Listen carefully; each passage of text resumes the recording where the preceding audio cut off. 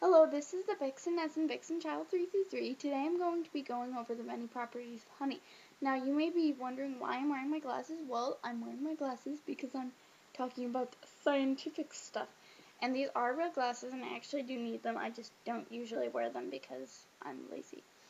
So I'm going to be getting on to honey. First I'm going to talk to you briefly about how it's produced if you don't know. If you do know, you can skip over this part of the video if you want, I guess. So bees are going to be flying around collecting nectar from various flowers.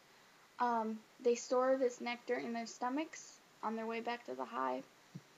When they get back to the hive, they puke it up and eat it again over and over and over. With actually a bunch of them are doing this together, and I believe they do a dance while they're doing it as well, but that's stupid, silly, nerdy stuff that you don't need to know.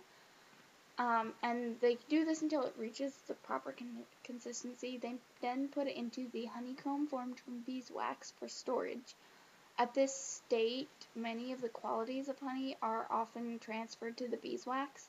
However, if this honey is a beekeeper's hive, it doesn't sit in there for all that long, and the beekeeper will take out the tray and put it in this spinning machine, bobber, and put it in a jar,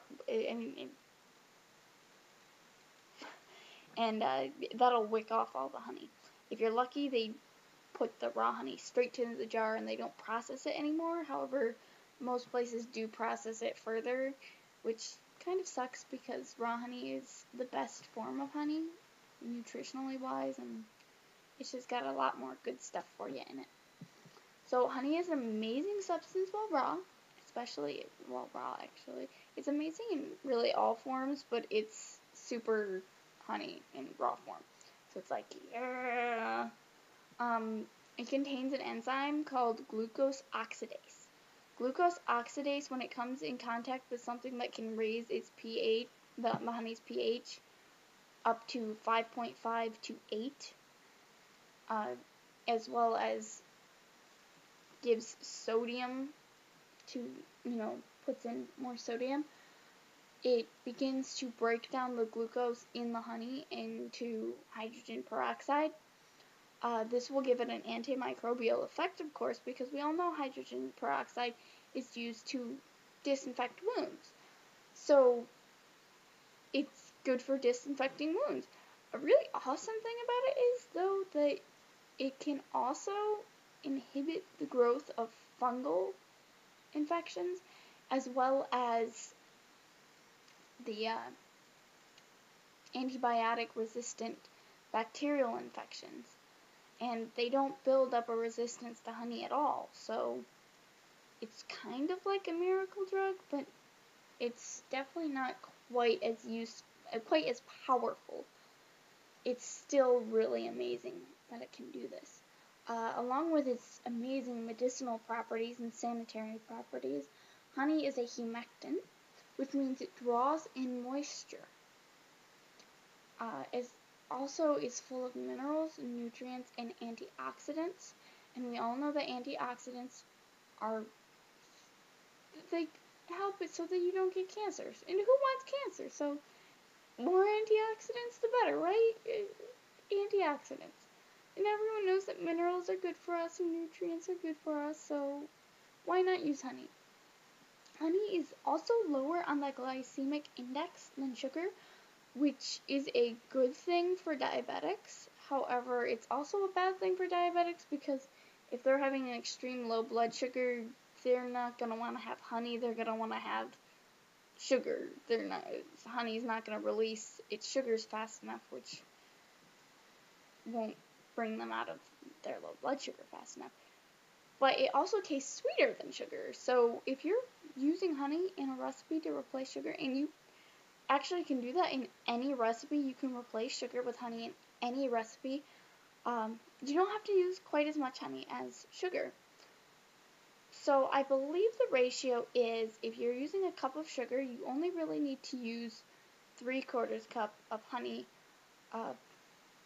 Also, you probably have to, you definitely have to reduce the amount of liquid in the recipe because honey is a liquid.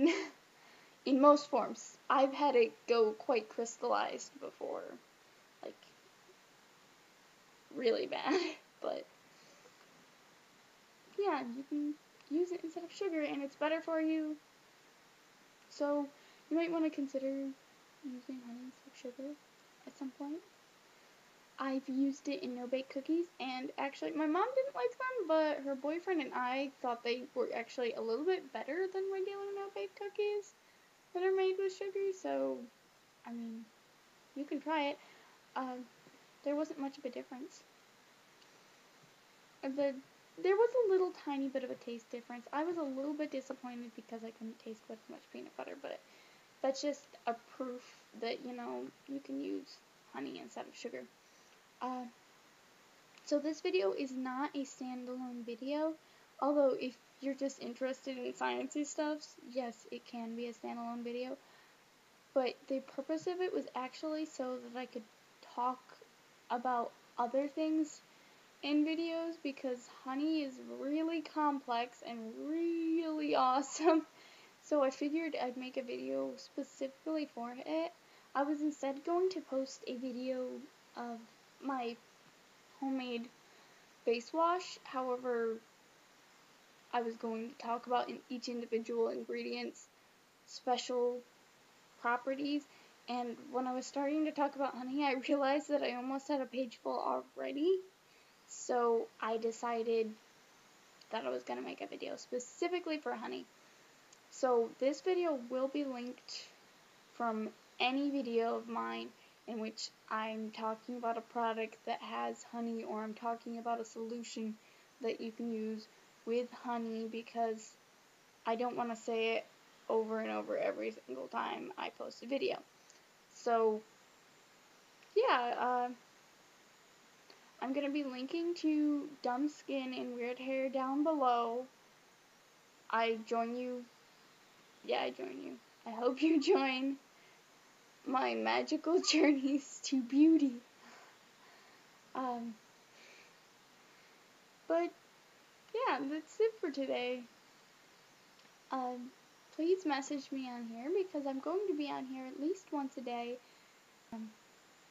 So yeah, please ask any questions you want. If you want more information about honey, I am glad to do another video talking about more on honey. And if there's another thing that you've heard that's like really miracle, like examples of yogurt and olive oil and all that stuff, I'm more than happy to do a video of those. Just ask me and I will do that. I'll most likely end up doing them on my own anyway, because if it's going to be something that's extremely complex, I'm not going to put it in a video, especially if it's like more than one video in which I'm talking about how to use that product. I'm not going to talk about the science in it in every single video.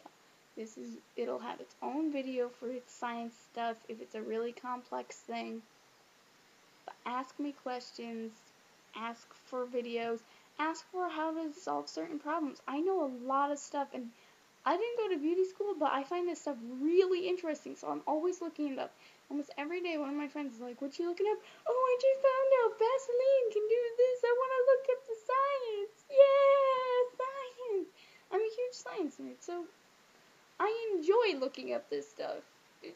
It's fun. Don't hesitate to ask questions. That's all I'm saying. And I'm gonna go now, so bye!